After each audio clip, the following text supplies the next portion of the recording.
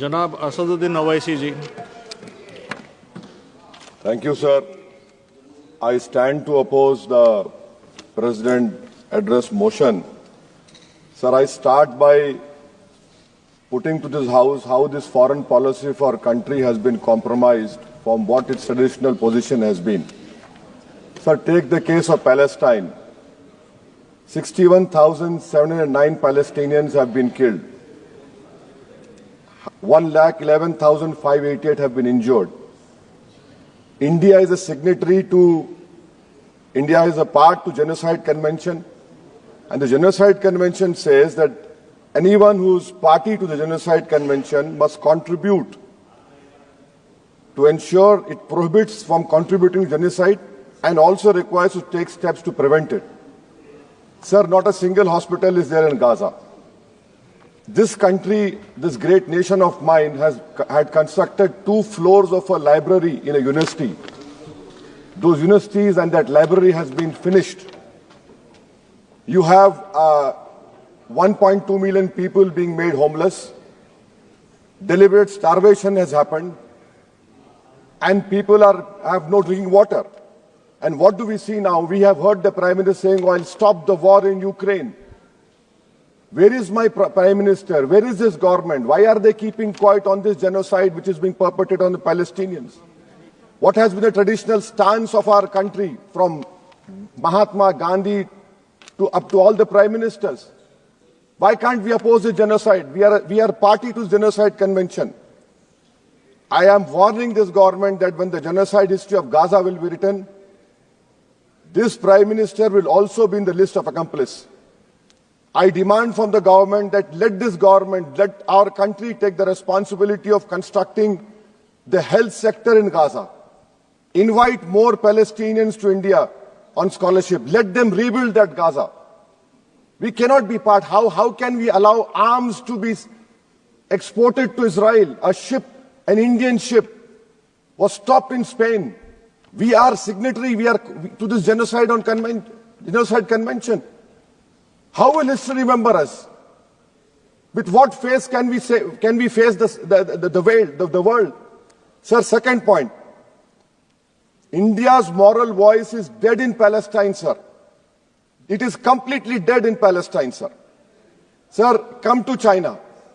The army chief in the interview to an English newspaper said rules out any troop cut along LAC. He says no troop normalization can happen. Why are we back to business as usual? Mansarovar Yatra will start, direct flights will start, visas will be issued, Chinese investment will be welcomed with open arms. Can we patrol those 25 patrolling points which we lost? Can we go and patrol in the buffer zones of Galwan, Pong Song Su, Gogra, Hot Spring and Kailash Range? No. With what we have lost 2,000 square kilometers of land. And it is back to business with China. I strongly condemn this step which this government is taking in the fear of China. Come to USA, sir. Pew Research study had said that 7.25 lakh unauthorized immigrant Indians are in USA and 18,000 are in final list of removal. Are we going to accept all this 7.25 lakh? Are we going to accept this 18,000 who are in final list of removal? How many aircrafts you require? 300 aircrafts. Can this government has imagined what the loss of remittance? What will be their employment over here? They have no policy. In Bangladesh, for one person, we are destroying a relationship with Bangladesh. When will my Prime Minister meet his counterpart in Bangladesh? I fear, sir, that we will be out of the game. When I say the term game, the government understands that. Sir, coming to minorities, sir.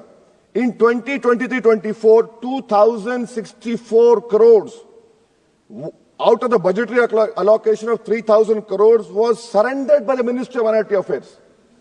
I have been consistently demanding from last 10-11 years that the pre-matric, post-matric merit cup mean should be made demand-driven, and only 2,000 crores required. Because of it not making demand-driven, you have thousands of Muslim students who are out of education.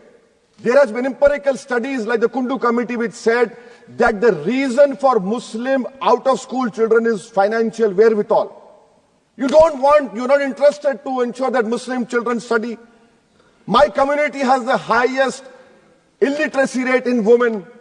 I have only 3 graduates out of 100. You're after Jamia Millia, you're after AMU.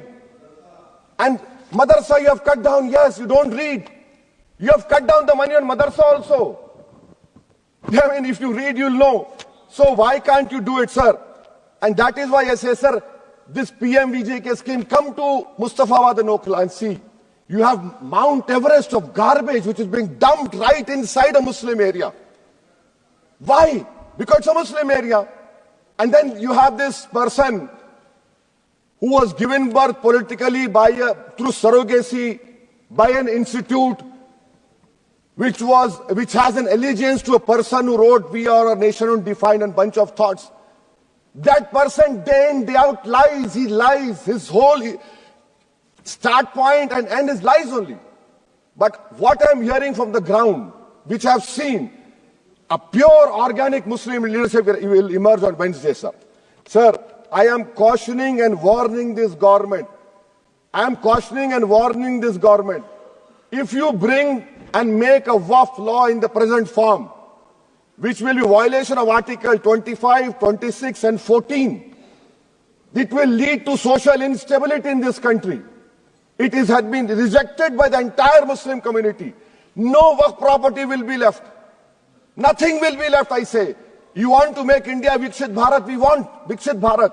You want this country to take back into 80s and early 90s? It will be your responsibility. Because as a proud Indian Muslim, I will not lose an inch of my masjid. Forget about a masjid. I will not lose an inch of my dargah. I will not allow that. We will no more say and come and give a diplomatic talk over here. This is the house which I have to stand up and say honestly that my community, which you are proud Indians, it is my property, not given by anyone. You cannot snatch it away from me. Waqf is a form of a worship for me. Sir, unemployment. Youth unemployment has increased to 45%. I'll give you an example, sir. Mumbai airport, for 1,800 jobs, 15,000 graduates turned up, sir. 15,000 graduates. I must congratulate the Prime Minister. Sir, in Bihar and UP, you see train stations overflow with aspirants every time there's an exam for government. In public sector, oil and gas sector, so 15,700 jobs lost, even though their revenue doubled. Central PSUs eliminated 2.7 lakh jobs over past decade. MSMEs, sir, in April, August 2024, on 11,500 MSMEs would have been shut down.